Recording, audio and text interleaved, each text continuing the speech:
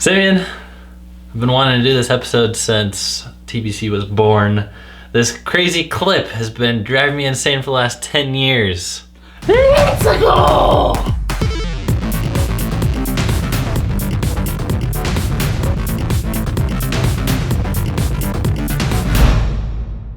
Simeon, we're talking about the curious case of the classic controller clip.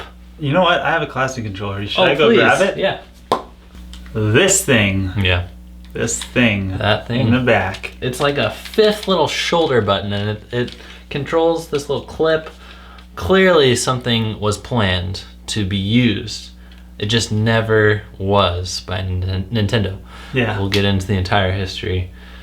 This came out right with the Wii launch, Yep. November 19th, 2006. Engadget wrote this list. It was there's like 3 things that they were thrilled about the Wii, and then there were like 19 things they were annoyed about.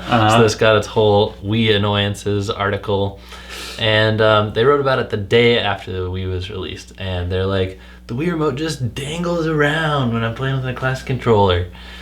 And they're like, why aren't they using this clip? Chris Williams, he's a PhD in mechanical engineering.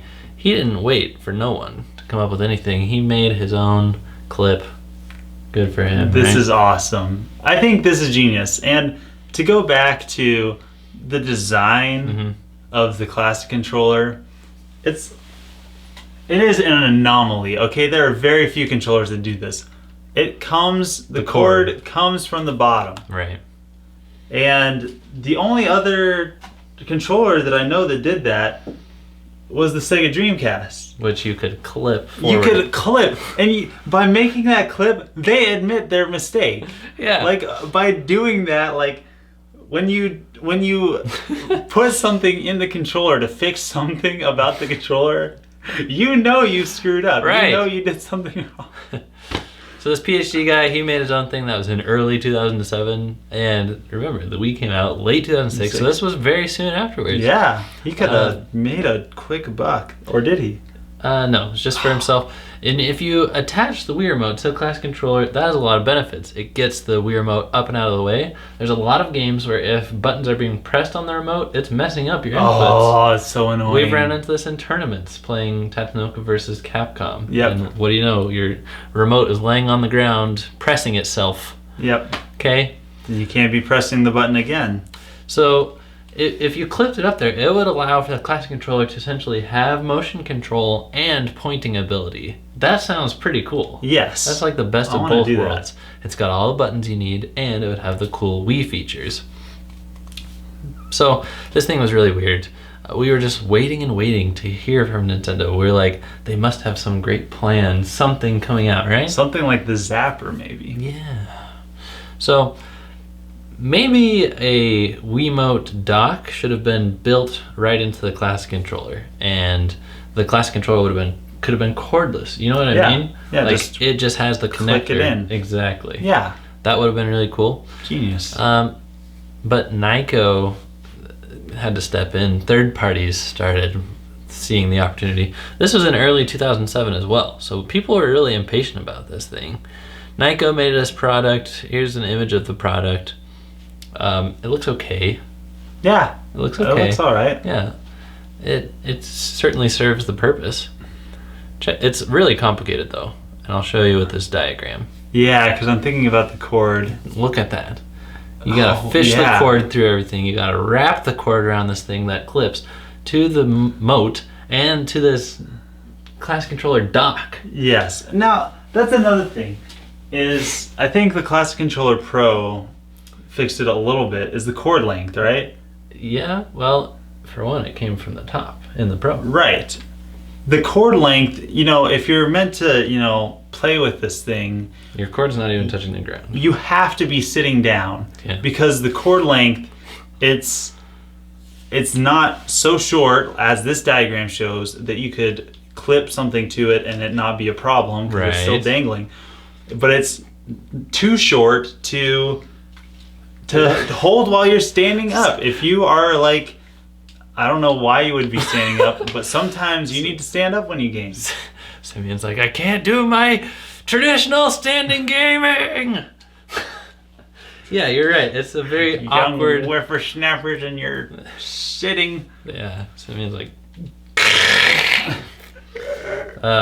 It's a very awkward chord length. It is neither so long bad. nor short, and I really hope that the NES Classic Edition controllers Oh. are not like that. So this was Nyko's thing. I didn't even hear about it till I was researching for this episode, so obviously it wasn't that popular. It's genius, though. So let's talk about what happened. Why did Nintendo build in this feature and then just ignore it for the rest of the console's lifespan? My suspicion is they had no idea what to expect. They couldn't have anticipated the success of the Wii. And where was the success? It was in the broader casual market. I think the Classic controller was a controller for me and you, for the core gamers, for the people that wanted all the buttons. And the virtual console games. And this probably had an attach rate of 1 in 300 Wii consoles. Probably. That's just a wild guess, Yeah. but it's got to be like 1 to somewhere in the hundreds. Yeah, because either you're like most people who have a Wii are casual gamers. Yeah. You know, that's the majority. Mm-hmm. And they're probably going to be using, even if you're not a casual gamer, you're probably only going to be using the Wii remote most of the time. Maybe the nunchuck. Maybe not even that, you know? Right. It's not going to be used as much. Yeah, I think the Classic controller just didn't sell that much. So they ignored it. And then the Pro version of the Classic controller released in 2009 with no clip. And that was pretty much the nail in the coffin. Mm-hmm. The final nail in the coffin, you might say. Yep. It's a wrap. Yeah. Were you befuddled by this thing? I was excited for like, oh, you know, it's gonna attach to something, it's gonna be cool. Yeah. But once again, like, you know that they screwed up because we don't know what it was for. Right. Like, you know, this is like one of the first questions that would escape my mouth in an interview with Miyamoto, Reggie, whoever. Yeah, if you died and went to Nintendo, what is the first question that you would ask? Leave luck to heaven, you know what they say. Yep. Maybe it was where the vitality sensor was supposed to go. Uh-huh. I don't know. When you had to have 2 connections to the Wii remote, I don't know. No, it was not. It clips to the back of your Classic controller, so you're playing like... Yeah! No. Hey, could be playing like John Elway in that that NES box art. Worst box art ever. Yes. That is another great episode. If you haven't seen that one... Makes you smile, doesn't it? Yes, that is one of our best episodes. Yeah, I'm having trouble letting this go, but I think I need to release this curiosity and tension in my heart. Yeah, let it go. Ah. Wow. New chapter in my life. New chapter. Feels good. You're going to go to your psychologist now and say, I was finally able to get past all of my hatred. I'm not going back ever again. I'm not paying for one more cured. session. You're cured because of the stupid controller. Thanks for watching, everybody, and thanks for being a part of the crew. Don't forget to go click on our website. Go to www.twobuttoncrew.com because we got a suggestion page. Mm-hmm. We got blog posts. If you are a reader, if you read things, read the crew. We'll see you guys next time. Signing out.